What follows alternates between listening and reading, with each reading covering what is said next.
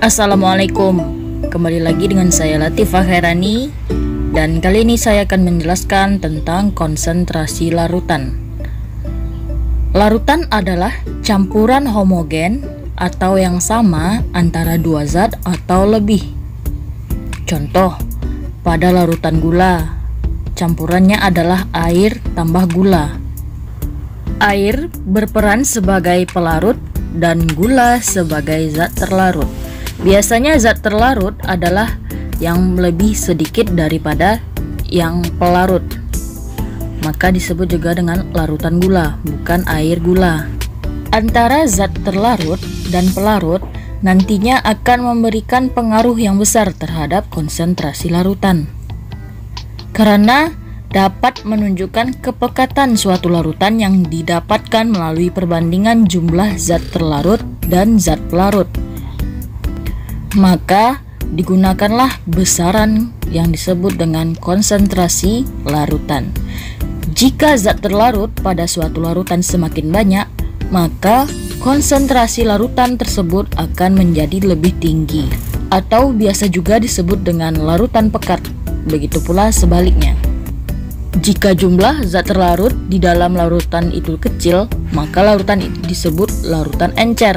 Jika zat terlarut di dalam larutan tersebut mencapai jumlah yang maksimum yang dapat larut dalam pelarut tersebut, larutan disebut dengan larutan jenuh. Kalau dalam praktikum, ketika kita ingin mengencerkan suatu larutan, maka kita tinggal menambahkan pelarut ke dalam larutan tersebut agar pengenceran dapat dilakukan. Untuk mengencerkan suatu larutan, kita juga harus menggunakan rumus. Rumusnya tidak terlalu susah. Yang pertama ada kemolaran. Kemolaran itu sendiri adalah satuan konsentrasi dari larutan yang dapat menunjukkan jumlah mol dari zat terlarut di dalam 1 liter larutan. Untuk rumusnya, molaritas ditandai dengan M sama dengan mol zat terlarut per volume larutan. Ini untuk rumus jika zat terlarut dan volume larutannya diketahui dalam bentuk liter.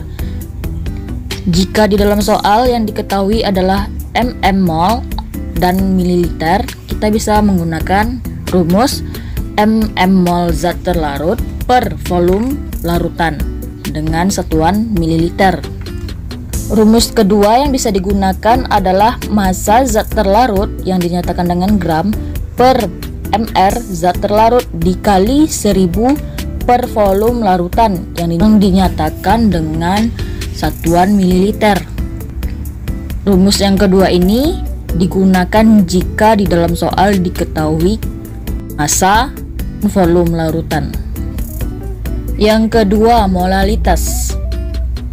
Molalitas hampir mirip dengan molaritas, tapi ada yang membedakan, yaitu besaran pelarutnya. Jika molaritas menggunakan besaran pelarut dalam volume, molalitas menghitung konsentrasi dengan perbandingan mol di dalam satuan berat atau dalam 1 kg pelarut. Rumus untuk molalitas adalah mol zat terlarut adalah mol zat terlarut per massa pelarut yang dinyatakan dengan satuan kilogram. Nah, jika yang diketahui massa zat terlarut, mr zat terlarut, dan massa pelarut dalam gram, maka kita bisa gunakan rumus berikut. Rumus kedua dari molalitas. Selanjutnya, yang ketiga ada fraksi mol. Fraksi mol ini dapat menunjukkan perbandingan dari konsentrasi mol zat, baik zat terlarut maupun zat pelarut dengan larutan tersebut, di mana fraksi mol zat terlarut dan zat pelarut jika dijumlahkan akan menjadi 1. Rumus yang bisa digunakan adalah XT sama dengan NT per NT tambah NP, dan XP sama dengan NP per NT tambah NP.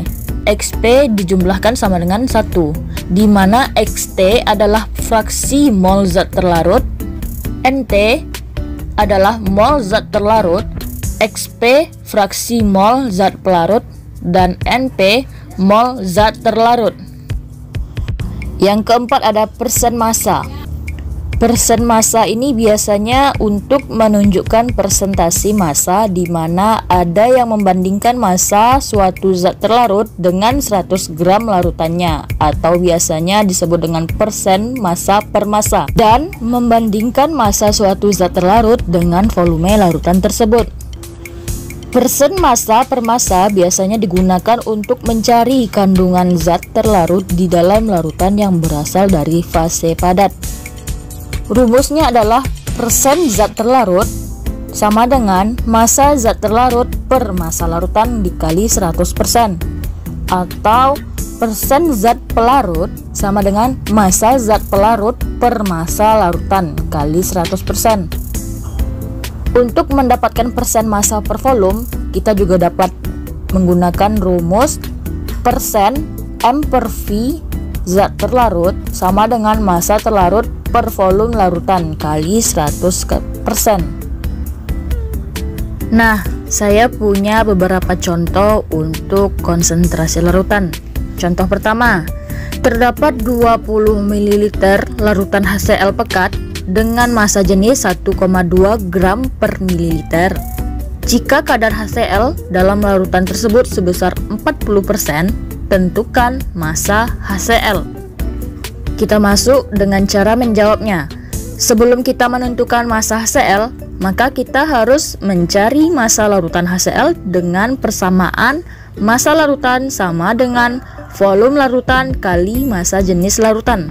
Berarti kita harus mencari massa larutan HCl dengan rumus volume larutan HCl yang diketahui tadi adalah 20 ml dikali massa jenis larutan HCl yang diketahui tadi 1,2 gram per mililiter.